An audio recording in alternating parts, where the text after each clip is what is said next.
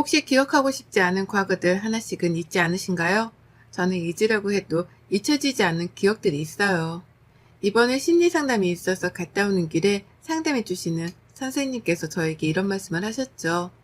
애쓰지 않아도 시간이 지나면 무뎌질 수 있어요. 슬프면 울고 충분히 힘들어 하시는 것도 하나의 방법이 될 수 있습니다. 라는 말이었어요.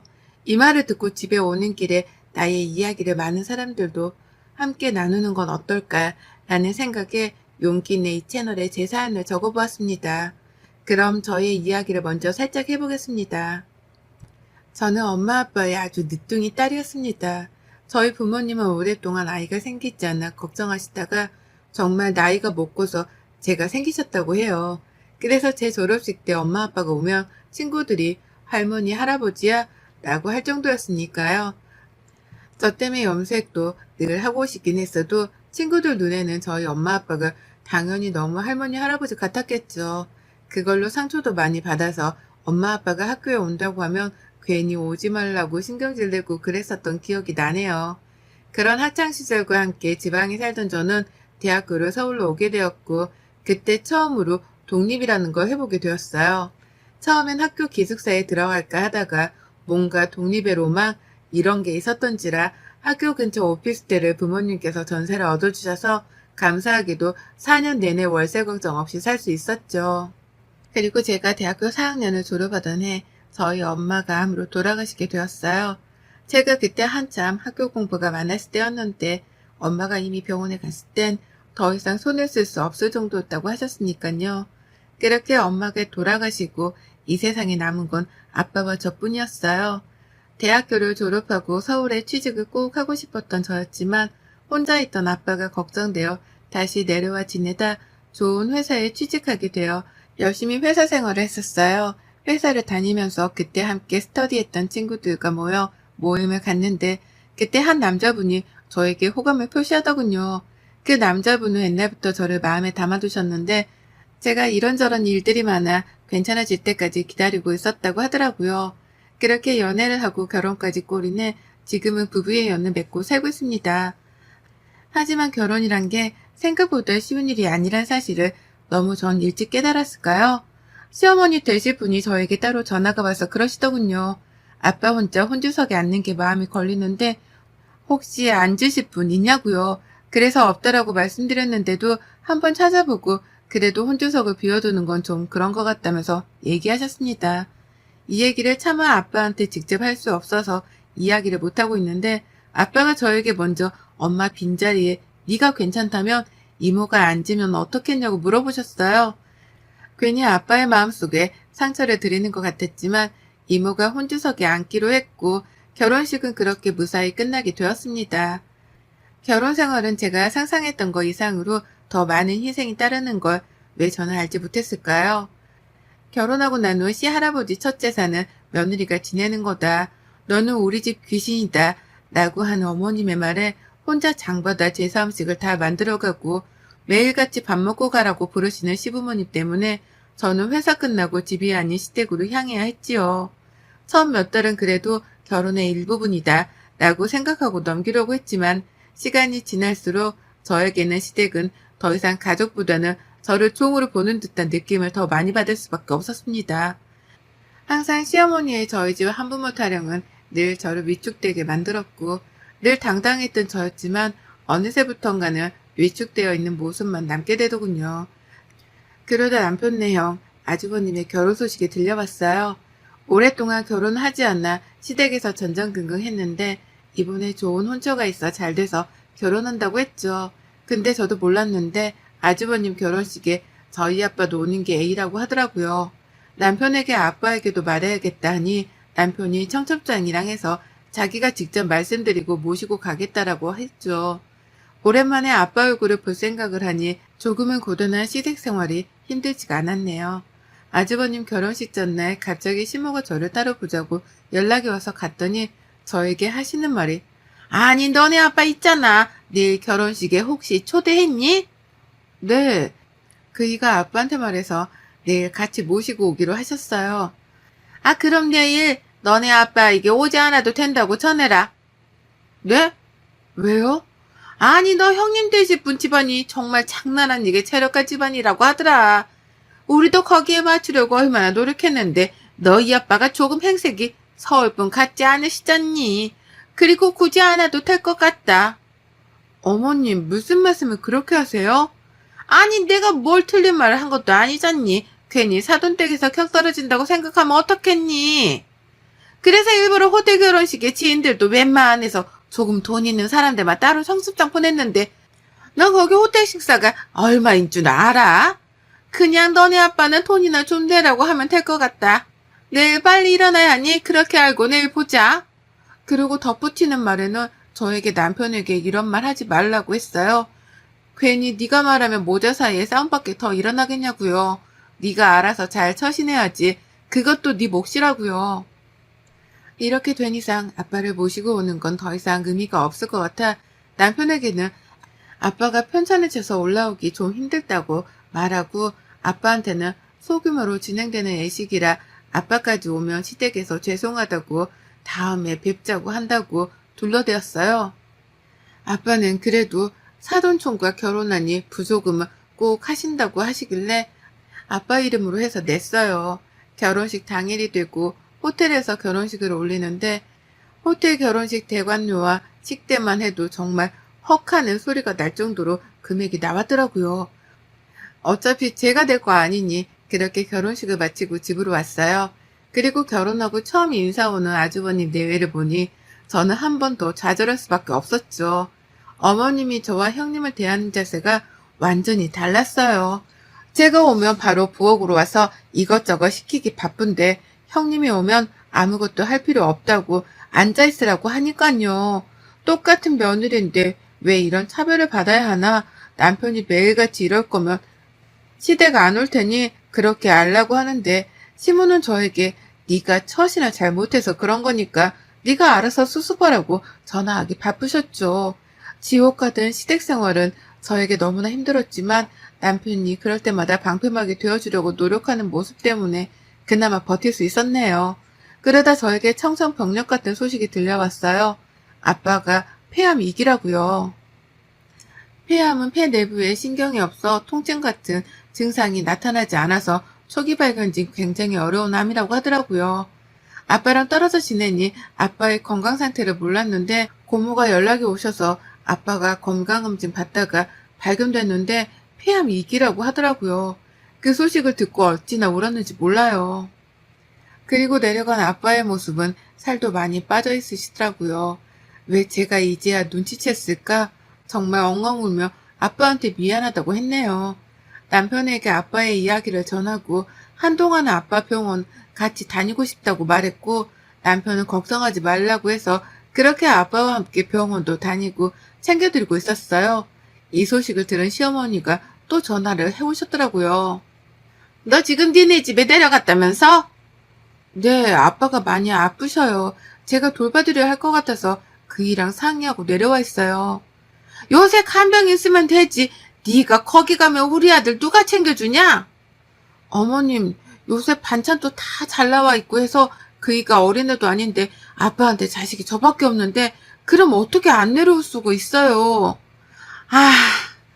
아니 그건 알지만 내 아들 밥 굶기고 어떻게 살라고 라고 하시는데 그냥 뒤에 말은 듣지도 않고 끊어버렸어요.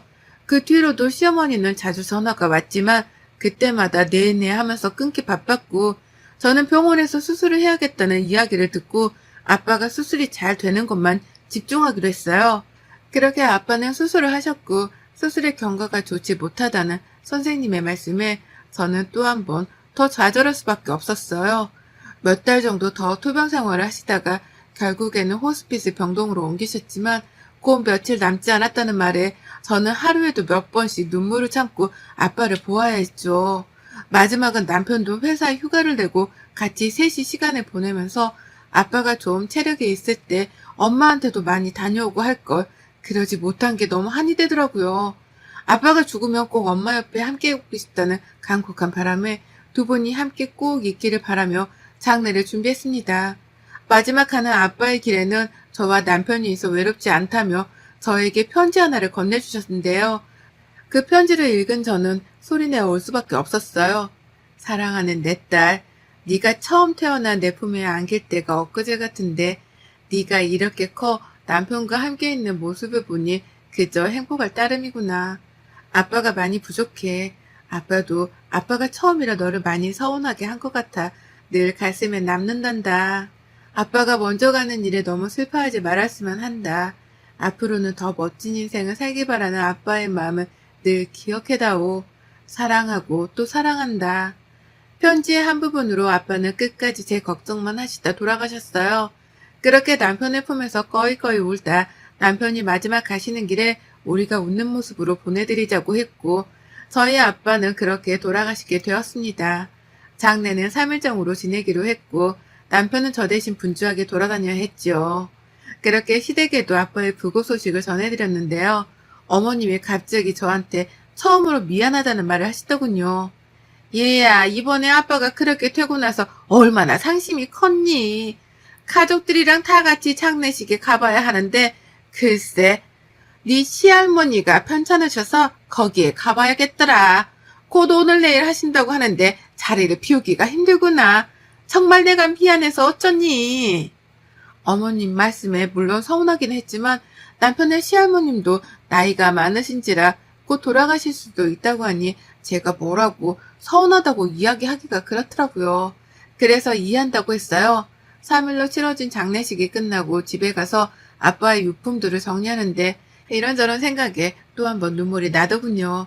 이제 정말 나는 부모님이 없구나 라는 생각도 들곤 했는데 고모들과 이모들이랑 남편이 옆에 늘 든든하게 있어주셔서 그나마 버틸 수 있었던 것 같아요. 이것저것 아빠 유품 정리하고 집으로 올라오니 또 산 사람은 다시 일상생활을 시작해야 했지요.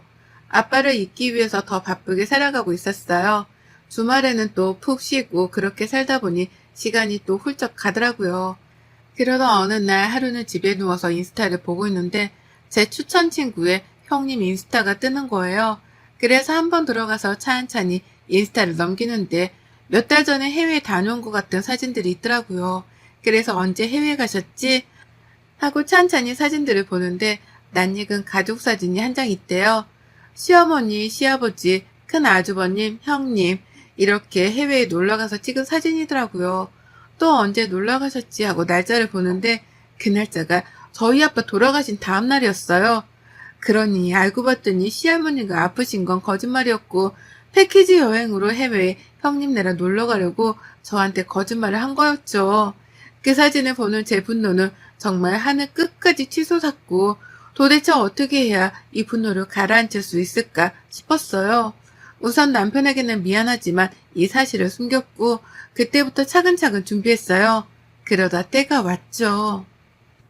아주버님이 회사를 때려치고 사업을 하고 싶다고 난리를 치는 바람에 형님이랑 아주버님이랑 대판 싸웠나 봐요. 형님네 친정에서 돈을 보태줄 수 없다고 하고 시댁에서는 형님한테 아주버님은 회사원보다 사장이 더 어울린다면서 네가 좀 밀어달라고 하는데 형님은 아랑곳하지 않고 있었겠죠. 근데 아주버님이 형님과 상의도 없이 집 담보대출을 받아서 어디 투자를 했던 것 같아요. 나중에 알게 된 사실이지만 그 투자금 받은 회사가 유령회사라 거의 3억 가까이 사기를 당했더군요. 그때부터 시어머니는 형님한테 발이 되게 빌더라고요. 당장 집까지 담보대출 받아서 아주버님이 형님한테 제발 친정에서 장인어른한테 돈 좀 빌리자고 하는데 참 형님네 집이 부자? 재력가? 라고 하더니만 실상은 거지 그 자체였어요. 벌써 회사는 거의 폐업하는 수준이었고 형님 결혼할 때 결혼비용도 시댁에서 대출받아서 다 내주었나 봐요. 형님네 친정에서 아주버님 외제차 뽑아줬다고 했는데 그것도 알고 봤더니 그냥 렌트였고요. 옛날에 잘 산 건 맞았는데 지금 코로나 때문에 회사가 어려워서 문 닫을 위기였는데 형님은 여우 같아서 말 안 하고 공주대접 받으려고 했겠죠. 이제 돈 나올 구멍이 없으니 남편한테 전화해서 빌려달라고 쌩 난리를 치더라고요. 그래서 남편은 우리도 돈 없다. 어디 가서 돈 빌리냐. 형수님네 돈 많이 번다고 우리 와이프까지 무시할 땐 언제고 이제 와서 돈을 빌리냐. 진짜 형 뻔뻔하다고 했나 봐요. 근데 이제 저한테까지 어머님이 전화를 해오더라고요. 형님이 집 넘어가면 너랑 이혼할 거라고 난리를 치니 저한테 돈 좀 어떻게 해달라고요. 그래서 저는 그이가 절대 안 된다고 하니 저 말고 다른 분을 소개시켜 드릴게요. 그분한테 한번 말씀해 볼게요 했어요. 아빠 친구분이신데 지방에서 굉장히 유력한 재력가셔서 아마 3억 정도는 충분히 되실 것 같아요. 그리고 나서 그분한테 3억을 빌렸다고 하더라고요. 이자가 좀 세긴 한데 어쩔 수 없으니 급한 불이라도 끈다고요. 근데 당연히 사금융이니까 이자가 셀 수밖에 없잖아요. 그랬더니 또 시어머니가 전화를 해와서는 저희 아빠 친구이면 우리 가족인데 이자 어떻게 좀 싸게 안 됐냐고 말 한번 해줄 수 없겠냐네요. 그래서 없다. 제가 무슨 힘이 있어서 그러겠냐. 그분한테 직접 이야기하셔라. 라고 했더니 지금 돈 빌리고 몇 달 이자를 밀리셨나 봐요. 그 이자랑 원금까지 하려니 아주 미쳐버리겠죠. 더 이상 다른 데서 대출도 안 나오고 우선 집이야 넘어가는 거 막았다고 쳐도요. 그랬더니 남편이 시어머니한테 아 엄마 형 집 팔라고 해. 팔아야 빚을 갚지. 라고 하니 지금 그 집도 대출이 아주 많이 들어가 있기도 하고 부동산 시장이 좋지 못해서 나가지도 않나 봐요. 그리고 남편에게 지금까지의 이야기를 다 털어놓았어요. 시어머니가 저한테 지금까지 한 행동, 우리 아빠 장례식에 모든 가족들이 다 해외여행 가려고 안 온 것 등등요. 그리고 나서는 이야기했어요. 여보, 아마 조만간 아주버님네랑 어머님, 아버님 집 경매로 넘어갈 수도 있어. 라고요. 그게 무슨 말이야? 어머님이 빌려가신 3억에 대한 이자랑 원금을 못 갚아서 아마 경매로 넘어갈 것 같아. 남편의 한숨과 함께 미안하다는 말로 이야기를 마무리했어요. 그 이후 갑자기 시댁에서 오라고 하길래 당당하게 갔죠. 저보고 그 사람한테 이야기해주면 안 되겠냐 사정사정 하시길래 안 그래도 제가 여기에 그 사장님 불렀으니 이야기해보셔라. 고맙다 고맙다 연신 굽신굽신 하더라고요. 사장님이 오시고 지금까지 원금이랑 이자에서 도다지가 밀리셨다. 앞으로 더 밀리면 경매에 넘어갈 수밖에 없으니 각오하셔라. 어머님은 계속 한 번만 봐주면 안 되겠냐. 지금 너무 돈이 부족해서 곧 마련한 대로 주겠다. 라고 하시더라고요. 근데 어머님, 그 봐달라는 말은 제가 아니라 며느리한테 하셔야 할 것 같은데요. 네? 그게 무슨 말인지. 아니, 저는 돈을 가지고 굴리는 사람이지 이 돈이 제 돈이라는 말씀은 안 드렸잖아요. 그럼 누구 돈으로 빌려주신 거예요? 지금 당신 앞에 서 있는 사람한테요. 라고 하니 어머님은 저를 보더니 어떻게 된 거냐고 쌩 난리를 치셨습니다. 사실 저희 아빠는 지방에서 굉장히 유명한 분이셨습니다. 아빠의 직업이 사실 싫은 적도 많았는데요. 저희 아빠는 건물이랑 땅들과 소위 말하는 돈놀이 하는 사람이라고 생각하시면 되는데요. 사채업자까지는 아니더라도 이자를 받는 형태로 사업을 하신 분이셨어요. 어릴 때는 아빠가 직업이 왜 그럴까 싶기도 했었는데 나중에는 제가 참 어려움 없이 컸다는 걸 알았죠. 물론 이렇게까지 이자를 높게 부르지는 않지만 이번에는 특별히 어머님의 간곡한 부탁에 가장 높은 이자로 빌려드렸죠. 지금 사장님은 저희 아빠 친구분이신데 두 분이 같이 하셨던 사업이고 저에게 물려주신다고 아저씨도 손을 떼고 싶다고 하셨거든요. 근데 제가 하는 일이 있고 또 할 수도 없는 일이라 아저씨가 맡아서 하라고 말씀드렸는데 아저씨가 꼬박꼬박 한 달 정산이랑 수익을 저한테 보내주시더라고요. 그리고 그 돈은 정말 제 돈이 맞지만 아저씨한테 맡긴 돈이었고요. 그제서야 어머님은 상황 파악이 되었는지 미안하다, 정말 미안하다, 내가 널 왜 몰라봤느냐, 갑자기 싹 행동을 바꾸셨어요. 어머님, 제가 한 말씀만 드릴게요. 저희 아빠 장례식 때 형님이랑 아주버님이랑 해외여행 가려고 안 오신 거 저 다 알아요. 그리고 부조금 딱 10만 원 하셨더라고요. 근데 저에게 뭐라고 하셨어요? 원래 5만 원 하는데 너희 아빠고 사돈5원이라 더 한 거라고요. 그래도 이렇게 챙겨주시니 감사할 따름이라고 생각했는데 해외여행 갈 돈은 있으시고 저희 아빠 부조금 딸랑 10만 원 하시면서 그렇게 생색을 내셨어요? 정말 웃기지도 않네요. 아 그리고 형님 아주버님 어떠세요? 정말 진짜를 본 소감이요. 형님은 가짜셨고 저는 진짜예요. 죄송하지만 그쪽이 생각하는 것보다 저는 더 가졌고 티를 안 냈을 뿐이에요. 형님은 그 자리에서 주저앉고 아주버님은 네가 그렇게 돈이 많은 줄 몰랐다면서 굽신하더군요. 다 필요 없고 경매에 넘길 거니 그런 줄 아시고 돈을 마련하시든 아니면 집에서 나가서 단칸방에 사시든 알아서 하시라고요. 코웃음을 치고 나오는데 정말 제 묵은 체증이 싹 내려가는 것 같았어요. 그 뒤로 시댁집은 경매에 넘어갔고 지금 두 분이 월세 사시는 걸로 알고 있어요. 후기입니다. 형님은 아주버님과 이혼소송 중에 있다고 하네요. 둘 다 서로 사기 결혼했다고 결혼 무효소송까지 진행 중이라는데 그 변호사 비용은 둘 다 어떻게 하려고 참 답이 안 나오네요. 그리고 저는 이렇게 된 이상 남편이랑 더 이상 살아도 남편이 저를 보면서 늘 힘들어할 것 같아 이혼하자고 했지만 남편은 자기 부모님과 더 이상 연애 이어가지 않겠다고 하더라고요. 그동안 남편이 시댁에서 힘들었던 모든 일에 방패막이 되어주려고 늘 노력한 걸 알기에 우리가 다시 잘 될 수 있을까 생각도 했어요. 근데 마지막까지 저희 아빠 곁에 장인어른하며 웃으며 손잡아주고 다리 주물러주려고 했던 게 저희 남편이라 저희는 둘이 함께 해나가 보자 합니다.